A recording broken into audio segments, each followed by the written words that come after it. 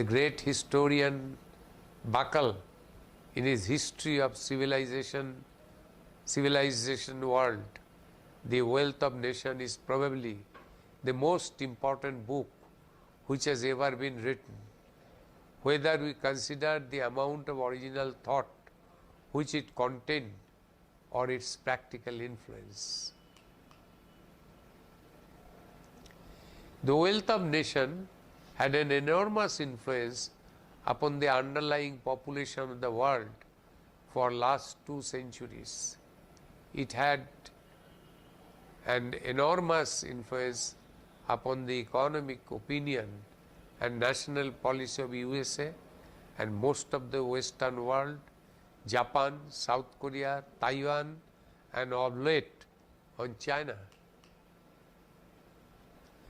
The well-known English political economist J.R. Marriott remarked that there was probably no single work in the language which has in its day exercised an influence so profound alike upon scientific economic thought and upon administrative action.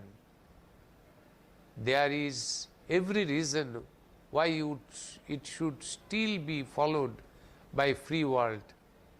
Another economist, W.R. Scott, said, intellectually Adam Smith proved as preeminently a master in seeing the economic life of the countries steadily and as a whole. On the other hand, many liberals and radical thinkers have found it difficult to forgive Smith for the exercise of laissez-faire practical by the businessman and the industrialist who appropriated Smith's writing as their gospel.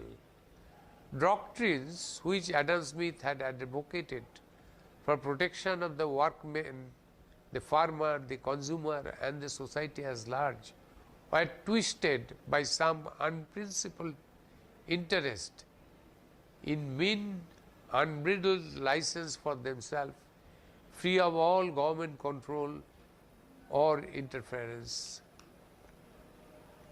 Admittedly, Adam Smith picked the right time to be born.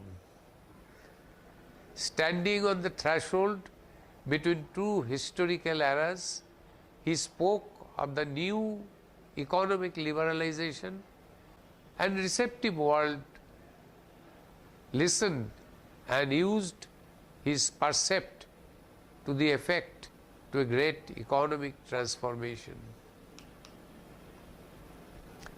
British businessmen, as the Industrial Revolution progressed, recognized the validity of Smith's doctrine, discarded mercantilist restrictions and privileges, and in 19th century developed Britain into world wealthiest nation. The impact of Smith's ideas was scarcely less striking on other leading capitalist economy. Few would deny that Adam Smith richly deserved the title father of modern economies.